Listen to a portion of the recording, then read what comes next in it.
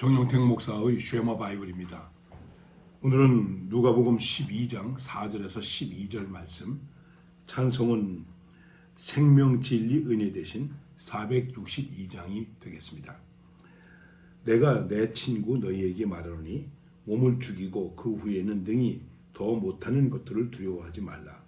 마땅히 두려워할 자를 내가 너희에게 보이리니 곧 죽인 후에 또한 지옥에 던져넣는 권세 있는 그를 두려워하라. 내가 참으로 너희에게 이르노니 그를 두려워하라. 참새 5마리가 2 아사리온에 팔리는 것이 아니니 그러나 너 하나님 앞에는 그 하나도 잊어버리시는 바 되지 아니하는도다. 너희에게는 심지어 머리털까지도 다 세신 바 되었나니 두려워하지 말라. 너희는 많은 참새보다 귀하니라. 내가 또한 너희에게 말하노니 누구든지 사람 앞에서 나를 시인하면 인자도 하나님의 사자들 앞에서 그를 시인할 것이요 사람 앞에서 나를 부인하는 자는 하나님의 사자 앞에서 부인을 당하리라. 누구든지 말로 인자를 거역하면 사하심을 받으려니와 성령을 모독하는 자는 사하심을 받지 못하리라. 사람이 너희를 회당이나 위정자나 권세 있는 자 앞에 끌고 가거든 어떻게 무엇으로 대답하며 무엇으로 말할까 염려하지 말라. 마땅히 할 말을 성령이 곧 그때에 너희에게 가르치시라 하시니라. 예수님께서 공생애를 시작하셨습니다.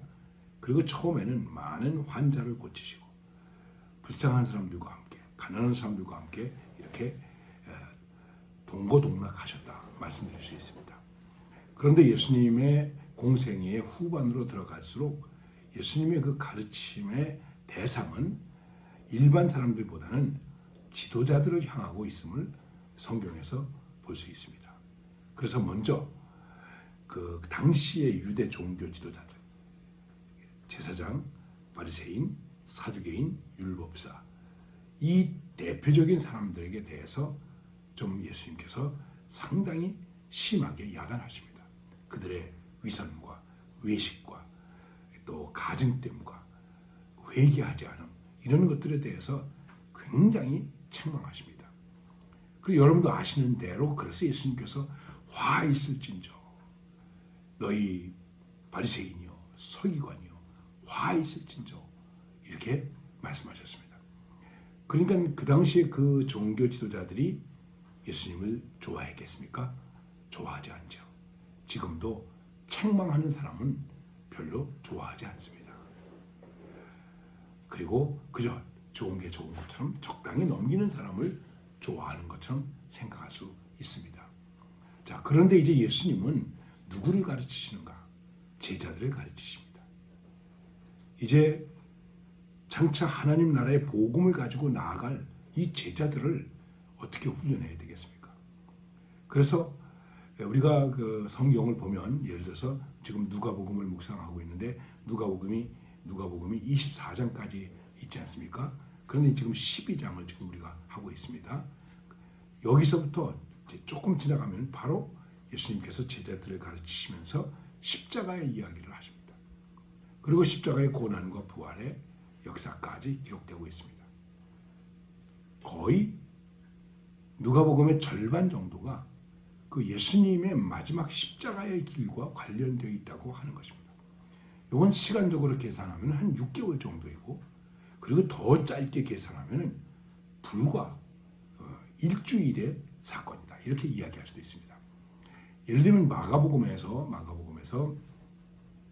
16장까지 있는데 마가복음의 후반부는 거의 예수님의 십자가의 고난을 앞둔 일주일의 사건을 중심으로 해서 기록되어 있다는 것입니다. 그만큼 예수님의 십자가의 사건이 고난의 자체가 우리에게 있어서 굉장히 중요하다고 하는 것이죠. 왜 중요한 것일까? 그 속에 있는 하나님의 메시지, 하나님의 목적, 예수님이 이 땅에 오신 목적 이런 것들이 분명하게 드러나 있기 때문에 그런 것입니다. 자, 여러분 우리는 교육을 오래 받지 않습니까? 사실 유치원부터 시작해가지고 대학을 졸업할 때까지 따지면은 거의 16년을 우리가 교육을 받습니다. 그런데 교육을 길게 받았다고 좋은 사람이 될까요? 교육을 안 받았다고 나쁜 사람이 될까요? 참 이런 면에 있어서 우리는 우리가 분별할 수 없고 우리가 생각할 수 없는 신비함이 있다고 생각할 수 있습니다. 자, 이제 예수님은 바리새인이나 제사장이나 서기관, 사두개인들 이런 사람들을 향해서 비판하고 그들을 바르게 책망하셨습니다. 그런데 이제는 바로 어떤 일에 접어드시는가? 제자들을 가르치시는 것입니다. 근데 예수님께서 제자들을 말씀하실 때 뭐라고 말씀하시냐 하면은 이렇게 말씀하십니다. 내가 내 친구 너희에게 말하노니. 자, 예수님께서 제자들을 어떻게 보시는가? 내 친구 너희 이렇게 보십니다. 마태, 마가, 누가 이 복음을 비롯해서 요한복음에서 나는 너희를 종이라고 하지 아니하고 친구라고 한다. 친구로 표현하고 있습니다. 특별히 복음서에서 친구라고 표현하는 것은 오늘 본문 누가복음밖에는 없습니다. 여러분, 우리는 이 말씀에서 참 그 깊은 주님의 사랑, 애정, 우정을 생각해야 됩니다. 선생님이십니다. 주인이십니다. 하나님이 사람이 되셨습니다.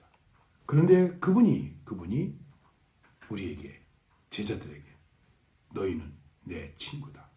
나는 너희를 종이라고 하지 않고 친구라고 하겠다. 그러면서 요한복음에서는 아주 결정적인 말씀을 하시는데 그 말씀이 무엇입니까? 사람이 친구를 위하여 자기 목숨을 버리면 이보다 더 큰 사랑이 없느니라. 나는 목숨을 가지고 너희들을 사랑한다. 이 세상에서 이보다 더 큰 사랑이 없는 사랑으로 사랑할 수 있는 사랑의 대상으로서 친구. 이렇게 말씀하십니다. 오늘 말씀 속에서 우리가 이 말씀을 좀 더 가슴에 새기시기를 바랍니다. 내가 누구인가? 그리스도인입니다. 나는 목사입니다. 장로이고 교회 지도자입니다. 그런데 주님께서 나를 어떻게 보실까? 정 목사야 이렇게 보시겠습니까? 물론 그렇게도 보시겠죠. 김 장로야 이렇게 보시겠죠. 그런데 친구야. 너는 내 친구다. 너는 내 친구다.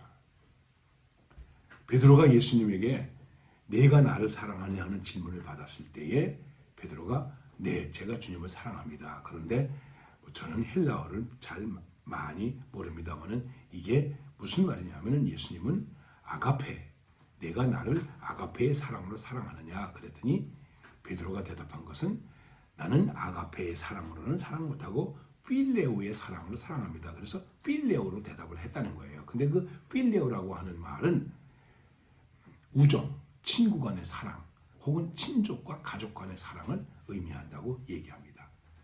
그래서 이 영어 성경에서 어떤 영어 성경에서 보니까 예수님께서 세 번째 내가 나를 사랑하느냐 이렇게 물으셨는데 그때 베드로가 근심했다고 합니다. 그 왜 근심했을까? 그런데 그 영어 성경에서 대답이 이렇게 됩니다.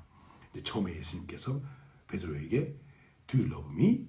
내가 나를 사랑하니? 뭐 별로 어려운 말 아니죠? Do you really love me? 너 날 참으로 사랑하느냐? 그랬더니 베드로가 이렇게 대답합니다. You know I am your friend. 난 주님의 친구로서. 그 마지막 이제 해석된 말씀이긴 합니다만 세 번째 질문이 무엇이냐면 Are you even my friend? 이게 예수님의 질문이었습니다. 베드로가 근심하게 되었습니다. 그 말은 무엇이겠습니까? 그러면 친구는 되는 거지? 그런 거 아니겠습니까? 베드로가 근심할 수밖에 없었겠죠. 그래도 베드로는 뭐라고 말합니까? 그때 주님께서 나를 아십니다. 내 마음을 아십니다. 내 주제를 아십니다. 뭐 그런 정도로밖에 대답을 못했습니다. 자, 오늘 여러분 이 말씀 묵상하시면서 주님께서 나를 친구라고 부르신다. 너는 내 친구다. 그럼 여러분과 저가 스스로에게 물어봅시다. 주님의 친구는 되는 겁니까? 뭐 친구 정도야. 이렇게 생각할 수 있겠죠. 그런데 주님은 그 친구에게 대해서 뭐라고 말씀하십니까? 친구를 위하여 목숨을 버리면 이보다 더 큰 사랑이 없다. 그래서 그 목숨을 주셨다는 것입니다. 오늘 말씀 속에서 우리가 꼭 기억할 것, 다시 한번 가슴 깊이 새길 것은 정말 나는 주님의 친구라도 되는가. 그럼에도 불구하고 주님은 나를 친구로 삼으시고 그래서 나에게 목숨을 주셨다. 죄짐 맡은 우리 구주 어찌 좋은 친구인지, 그렇게 좋은 친구가 되셨다. 이 사실을 깊이 인식하면서 감사로, 감격으로 주님과의 좋은 친교 관계를 이루는 예수님의 친구가 되시기를 바랍니다.